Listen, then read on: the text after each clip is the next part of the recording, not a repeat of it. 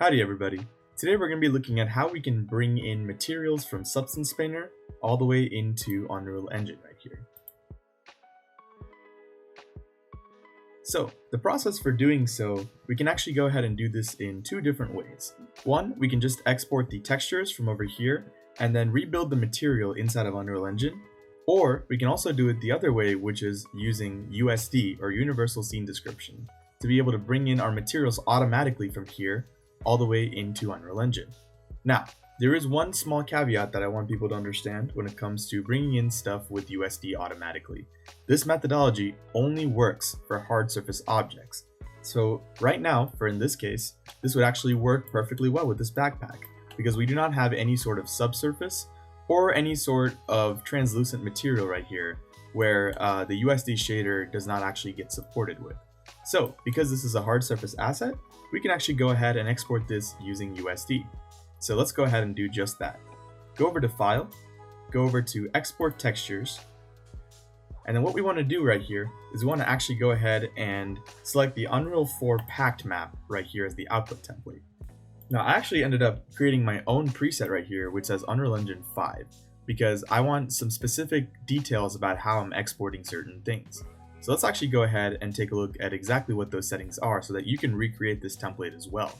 But if you don't want to recreate the template, this Unreal Engine 4 packed map right here is the exact same preset that I actually used to build this. So you can actually just go ahead and use this preset and it should work just the same. So let's go over here to Output Templates, and then let's go over to my Unreal Engine 5 template that I've created. So right here, we start off with our base color map, which we have our base color information as RGB, and a alpha information that we can plug in if we have any sort of masking. Our next map right here is actually a very interesting one that you probably would not have seen in many other DCCs, which is a packed map right here, which contains information about occlusion, roughness, and metallic. The R actually stands for ambient occlusion.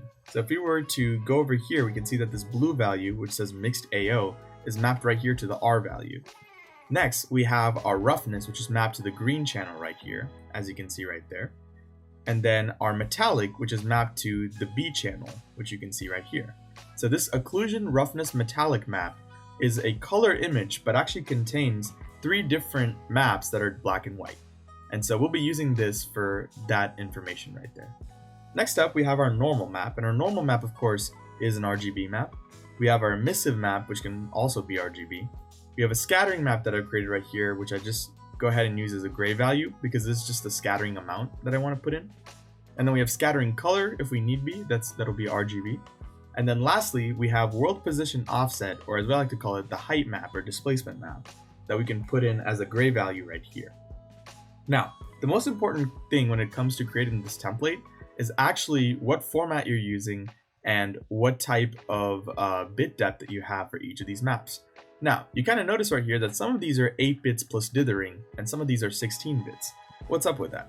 Well, any sort of color maps that are coming into Unreal Engine, if you were to use a 16-bit color map, you'd have to do a lot of extra steps and conversion for it to not be looking very gray. And so the easy way to make sure that you're getting the perfect color that you're getting right here is to make sure you set your bit depth to 8 bits plus dithering. And then we can reserve the 16 bits for our float values, which need more information to be able to convey height and all those details correctly. So if there's any sort of color map, with the exception of course, our occlusion, roughness, metallic map, which again is just a bunch of black and white maps stacked together, and our normal map, which is actually technically an information map, the main thing we have to realize is that any other color maps absolutely need to be 8 bits plus dithering instead of 16 bits. Now that we did that, we should have our template all ready to go to export. So let's go over here. If you were to use the Unreal Engine 4 packed map template, you want to make sure that you're setting this to PNG, and you can set this to 8 bits plus dithering or 8 bits. Because again, we need that color information to be this. So if you're going to force it, I would force it to 8 bits.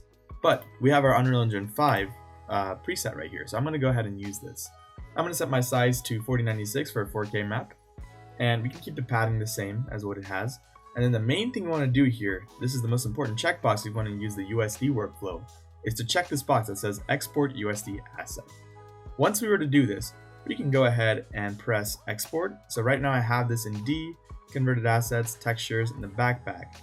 And if I were to go ahead and click export, it'll start exporting, and it'll not only export your texture maps, but would actually also export a mesh from Substance Painter itself. Perfect. So now that we have everything exported, we can actually go ahead and exit out of Substance Painter. And then what we can do is we can go into Unreal Engine right here to be able to bring our asset in. So how do we import a USD asset? Well, the way to do that is you go over to import, and then what we can do is we can go over to our converted assets folder. Now, if we were to go into the folder that we have exported, which is Backpack Unreal right here, let's double click this. And you actually realize that you're not just getting a folder with all of your texture maps in here, as we can see, but also you're getting a geo.usd file, a material.usda file, and a .usd file right here. What you want to do is if you just want the material, you can just go ahead and select the USDA file. If you just want the geo, you can just select the geo.usd file.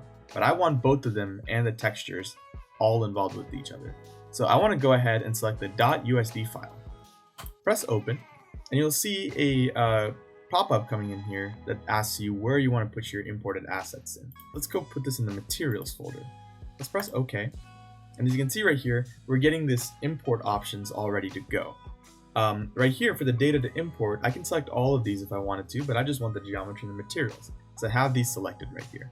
Also, when it comes to the render context, I like to keep this at Unreal.